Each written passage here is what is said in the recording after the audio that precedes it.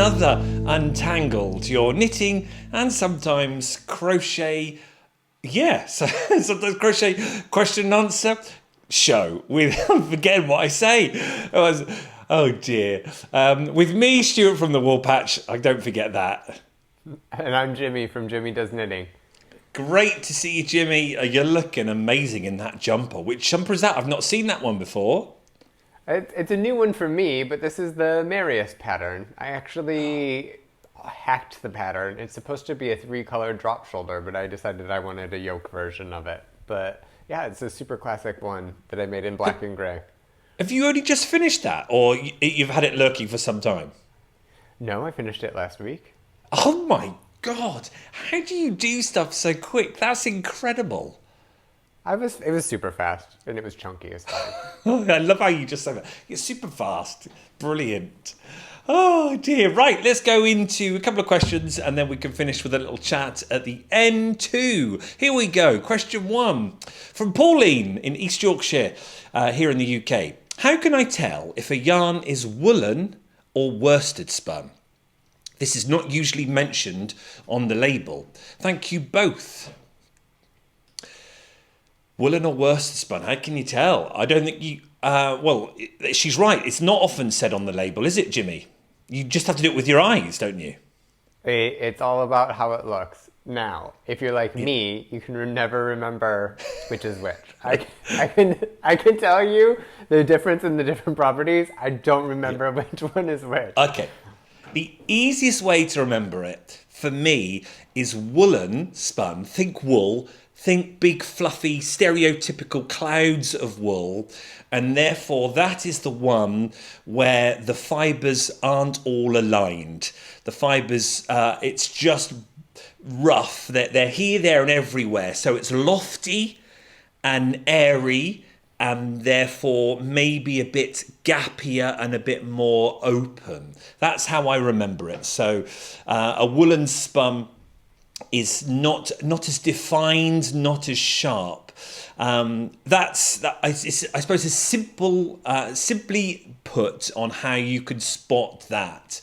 The worsted spun, therefore, has been carded a lot more and all combed in the right direction, so all the fibres lay flat and in one direction. Therefore, it becomes a lot smoother, a lot finer, flatter, more defined and more rich. That's how I would say it.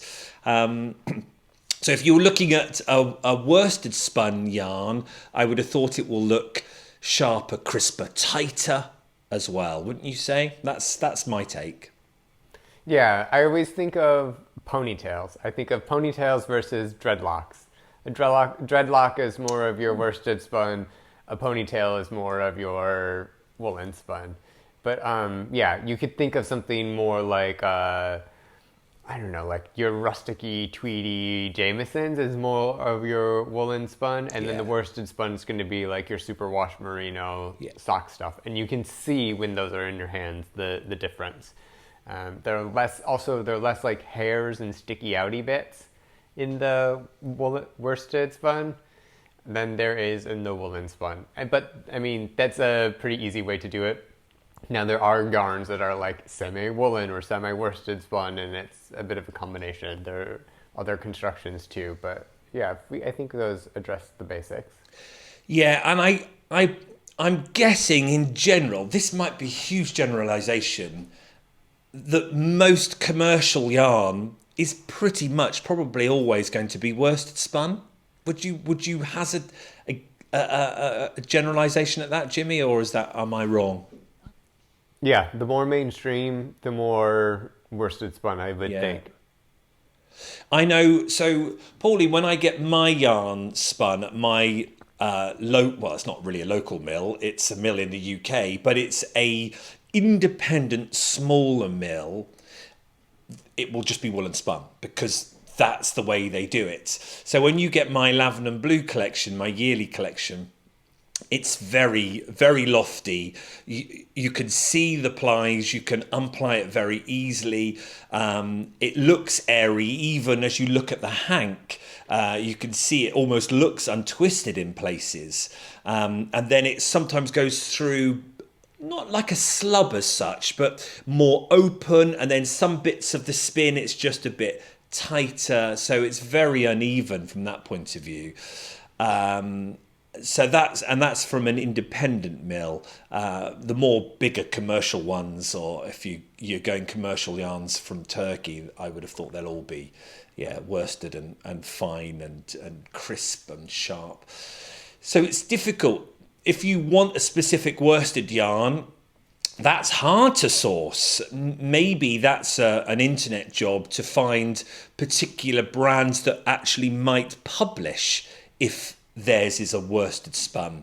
Because I know some people might want a specific yarn, mightn't they, Jimmy, for a knit where they want it to be more about the loft and the fuzziness, where they often say that yarns that are yarns that are woolen spun bloom more when you're doing colour work because they sort of integrate.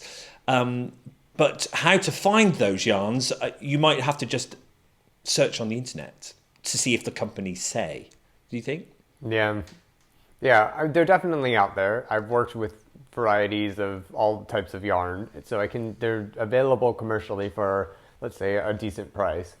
But I don't know if they've ever specifically listed the spin. Hudson and West did. I remember that specifically. But they're also not producing anymore, so that's not that helpful. And maybe, Pauline, if there are specific yarns, just write to the company. I'm thinking like yarns like John Arbon, who's got his own their own mill. You could just send them an email and say, is any of your yarns worsted or woolen spun? Which ones can you direct me to? And they might be able to give you more information. And then just do that with any yarn brand. That's what I would say. Good luck with it, Paulie. Get looking. That's what I would say next time you're in a yarn shop. Okay, Raylene from Frinton-on-Sea down in Essex. Just down the road, Raylene, aren't you? From me. Not from Jimmy, though. Though saying that, actually, from Jimmy, you're across the water, so you are quite close. Right, this is a tricky question about the purchase of knitting patterns. I have lots of patterns in my Ravelry library that I bought over the years, often at Knit Group, etc. Someone will say, "Ooh, can I have a copy of that pattern?" And my answer is always the same. It's available to purchase online. Great answer. How do I get the point across that I'm not being mean or stingy, but it's important to support the designer? Ooh. Good on you, Raylene. She's obviously getting that worrying feeling that people might think she's mean or stingy. Can she do anything else to those friends to stop them thinking that? Or should she just actually not even worry about it? She said, oh, yeah, it's available online. Not worry about it. I almost feel like this is a bit of a cultural difference. My in-laws are British, so I know you people. And you're kind of like apologizing for things all the time. And you're like, oh, I'm sorry, but you should buy it. And that you just have to say, I bought this to support the designer. You should support them too. Here's their information.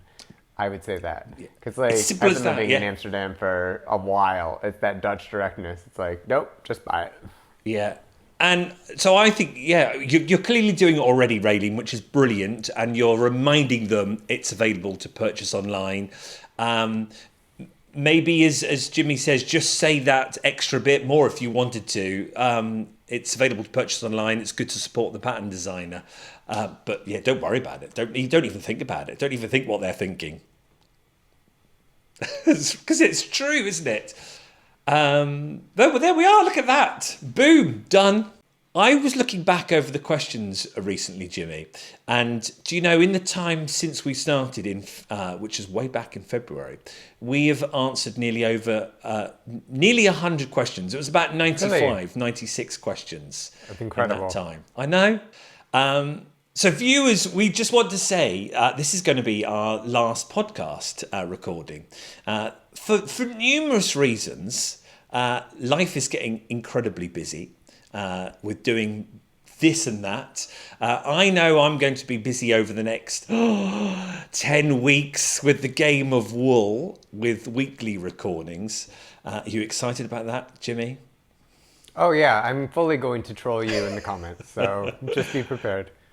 And I know your work is going through the roof, and you're travelling here, there and everywhere as well, aren't you, Jimmy? Yeah, both work and for knitting work. I've got some exciting 2026 plans for both sides. So it's getting really crazy. Yeah. So it makes sense to just say we've had fun, a blast. We tried out a plan just before Christmas. I remember messaging you, Jimmy, and saying, I've got an idea for a podcast, because the ones I listen to talk too much and they never get to the questions. I said, if we do it, can we do it, but then just go straight in and do the questions, then maybe chat afterwards. And we chat about it over Christmas, and then over January we tried it, and then February we started. So what's that? No, we had a good run. Comments coming in every week saying thank you, Jimmy. So you've given an awful lot of your time and knowledge to us all.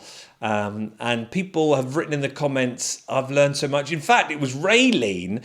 She's been knitting for eons, and she still learns something each time she listens to the podcast. It's really nice. And thank you for doing all of this. I just sit here and talk for like 30 minutes. Stuart does all the editing, all the work, all the uploading. And I know that that's not just like exporting things and putting it up. So thank you very much for doing all of that. You're welcome. But I will miss meeting you every 2 weeks and having our chat. And so there we are, viewers. But we'll leave the videos up because people will come to this content at any time.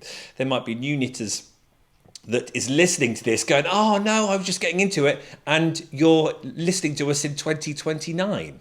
That could be the case. So I hope you've enjoyed it wherever you're listening from, whenever you're listening from. And I'm sure there'll be more content to come from both of us on our channels. I don't know what Jane's going to do in the Adirondacks. Jane. And Bertus, there are so many people that kept us going with questions over the months. If you did send in a question, thank you very much. I hope the answer worked for you, and we will look forward to seeing you wherever and whenever on either YouTube channels. But in the meantime, thank you very much. Cheers, Jimmy, and see you whenever. See you later. Bye. Bye.